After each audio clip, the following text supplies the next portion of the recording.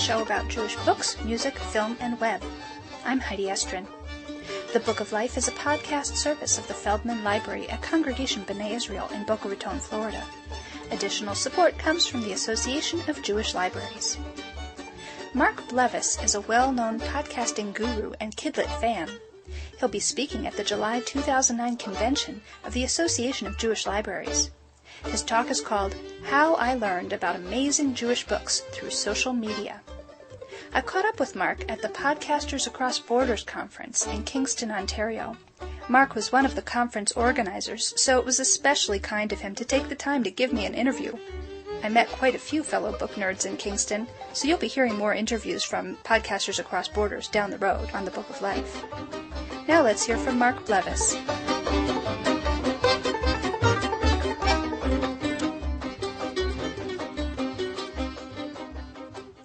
Okay, so... I'm very nervous. You're very nervous? Yeah, right. Okay, so I'm here at Podcasters Across Borders with Mark Blevis, one of the organizers of this conference. And we're sitting in the hallway, so everybody's very politely tiptoeing past us to not make We're on noise. break. We're on a little break during the conference. So, Mark, I'm at your conference, and you're coming to my conference. You're That's going to right. be at the Association of Jewish Libraries conference this year as a speaker. It's less than a month now. Yeah, that's right. It's very soon. And so we're trading conferences. That's right. And I wanted to ask you to give us a little preview about what you're going to be talking about. Well, that would presume that I've finished putting all my thoughts together, but I guess the foundation of what I want to talk about is I went to Jewish day school here in Ottawa. Well, here we're in Kingston. Ottawa's 2 hours away. And I was never much of a reader when I was a kid, but I remember this much. The books that came out way back when weren't interesting. There's some, with the publishing industry has done a fantastic job with all these amazing books coming out now. I can't remember all by title. Of course, Richard Michelson comes to mind because we've become good friends, and he's got the Sidney Taylor Award this year for not one, but 2 books. Yeah. And he's written some amazing books. And there's another book, and it's going to be part of my presentation. I can't remember the name right now. You can help refresh me. Okay. It's about immigrant families, Jewish immigrant families in New York, and there's a room at the back when they all get together for a big party, and then you can go and you can leave money for charity. What Zizi saw on Delancey Street. Yes. Yeah. And then she observes, she sneaks in the room and actually sees this happen. Yeah. Books like that, they're incredible, and I wouldn't know about them if it wasn't for the fact that I listen to podcasts, or that we produce a podcast on our own and we receive these books. And so when I look at the books that are coming out now and compare them to the books that I remember when I was a kid, books that didn't appeal to me, and granted I wasn't interested in reading, but I think if you have a book that's appealing, it doesn't matter what your interest in reading is, you'll get excited about good books like those. Mm-hmm. And they're not just about Judaica. Judaica is a subtext or a component of the book. And so a book like Across the Alley or As Good as Anybody, those books are so powerful. And they really fit in with the Judaica without being so upfront about it, without being so forward about it. Mm-hmm. And so those are the kinds of things I'm going to talk about, and I'm going to talk about where you can find out about some of these books and how you can participate in the conversations to help promote some more of these amazing books. Okay. Now, I think that's the second part of what you just said is the real reason that we wanted you at our conference is because we want to get people up to speed on the whole social media Web 2.0 thing. Which you are a known expert on. Expert. Well, Okay. I mean, you're running a podcasting conference. You're very involved in the social media community. And so I think that if you could sort of give a little, very, very brief summary about why that's something that everybody should be involved in. People who maybe aren't as familiar, as comfortable with technology, why should they care? Why should they bother to learn this new skill?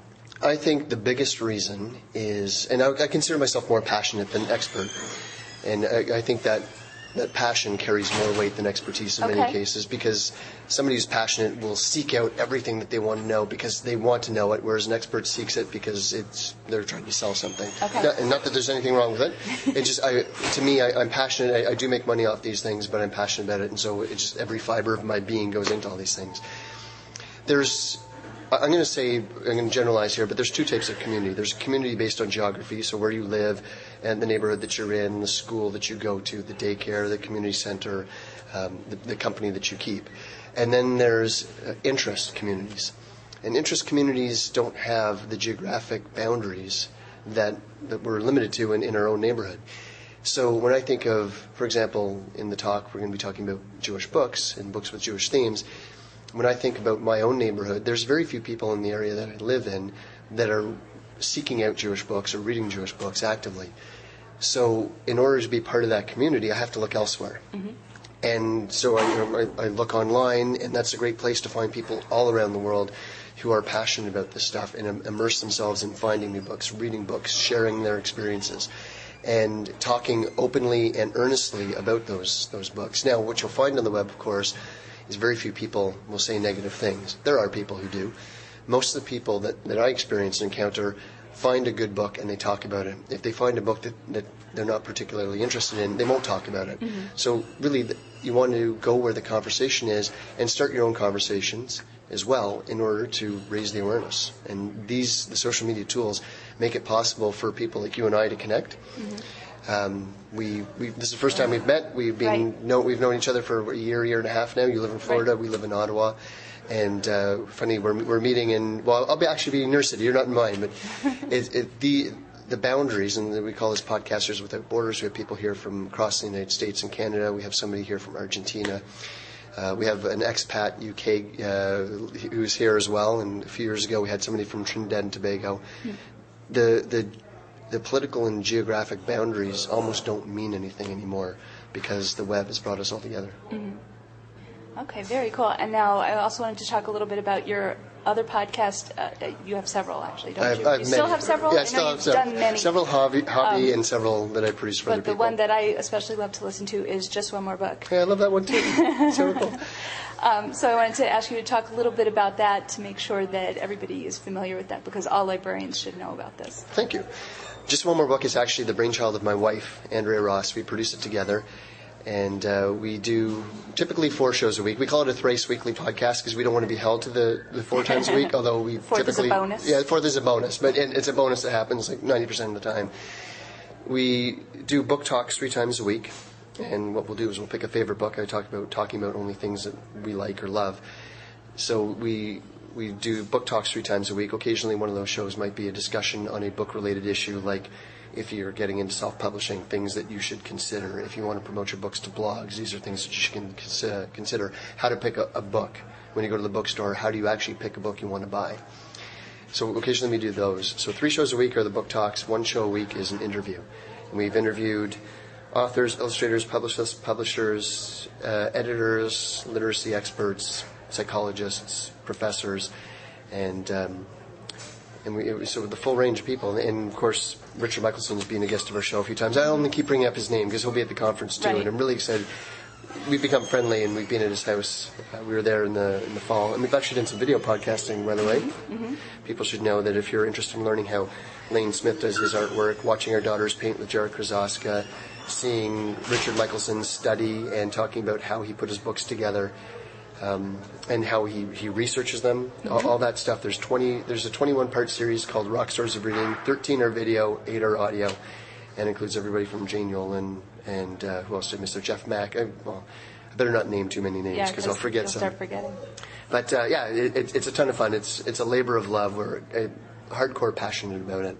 If we weren't passionate about it, we wouldn't be doing it 4 times a week. Right. Yeah. Now, of course, Just One More Book is a non-ethnic, secular, broadly based show about children's books. Yeah. And of course, for AJL, the focus is Judaica. Can you talk a little bit about the role of ethnic and multicultural books? We love them. I don't even know where to begin on that topic. We get excited because when I was growing up, they were either pseudo progressive.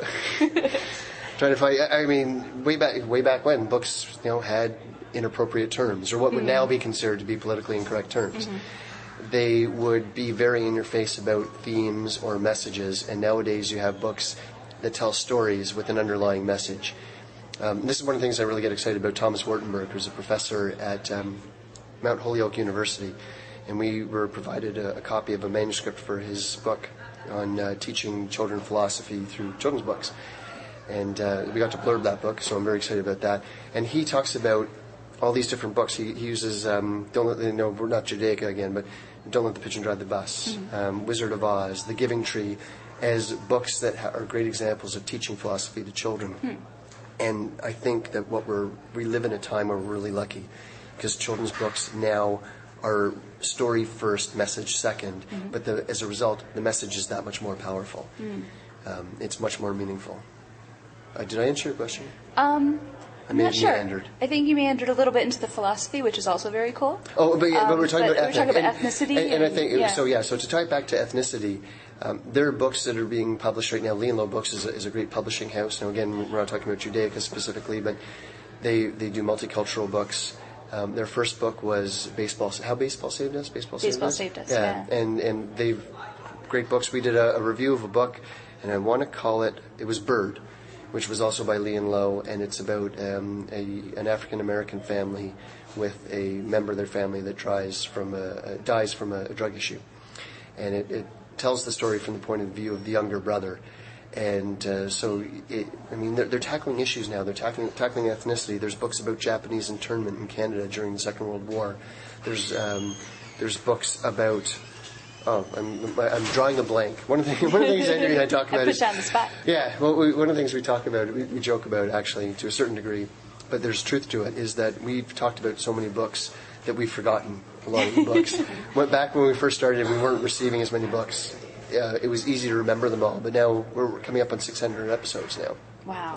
So it's so easy just to kind of get lost in that. But we've done books by Rachna Gilmore.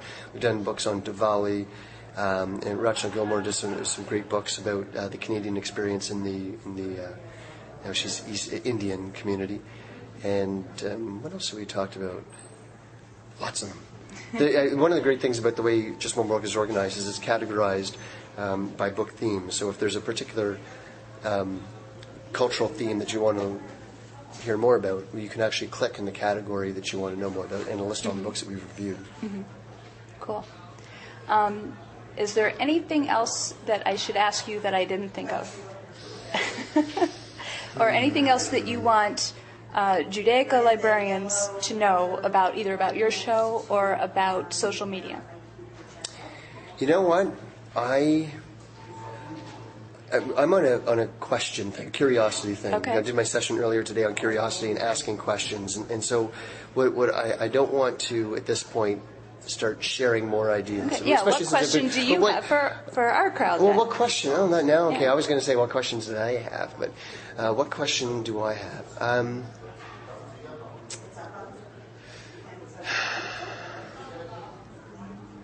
Maybe it's just that because I'm dealing with this conference right now, my brain is just not there. So I'm going to say, this is a really obvious question, and I don't like asking obvious questions. But this is an obvious question, at least to get people to think. I'm actually going to have two questions. The first question is, what concerns do you have about Judaica books and their their visibility in the world right now? So that and I'd like to know that, because that might even help me craft my presentation to address that question. And the other one is, maybe it's more of a statement than a question, but I'd be interested in the feedback on it. Is I talked about visual thinking strategies this morning in my session, which is looking at an image or hearing audio, for that matter, and asking yourself, what is it that you see? What is it that makes you say that? And what more can we find out? All by looking at that one image. So what I'd like to challenge people, I guess, is really what this comes down to, is to look at a Judaica book and take the moment out, not just to see the obvious in the story or in the images, but to look beyond what's in there and what more can be gathered from that book and from the images in the book and the story. Mm-hmm. Cool.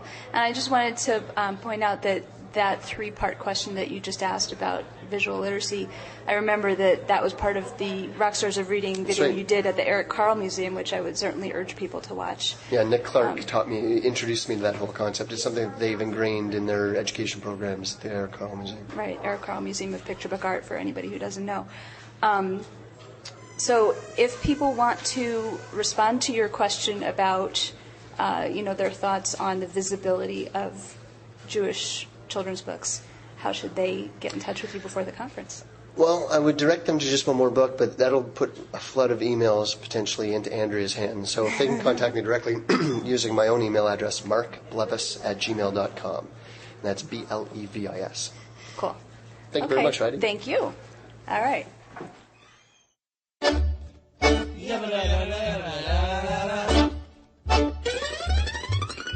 Become a Book of Life fan on Facebook or follow us on Twitter.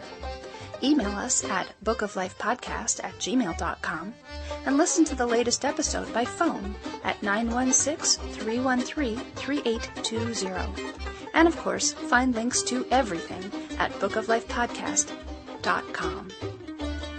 The Book of Life is a podcast service of Congregation B'nai Israel of Boca Raton, Florida at cbiboca.org and is supported in part by the Association of Jewish Libraries, online at jewishlibraries.org. Our background music is provided by the Freilach Makers at freilachmakers.com. Thanks for listening and happy reading.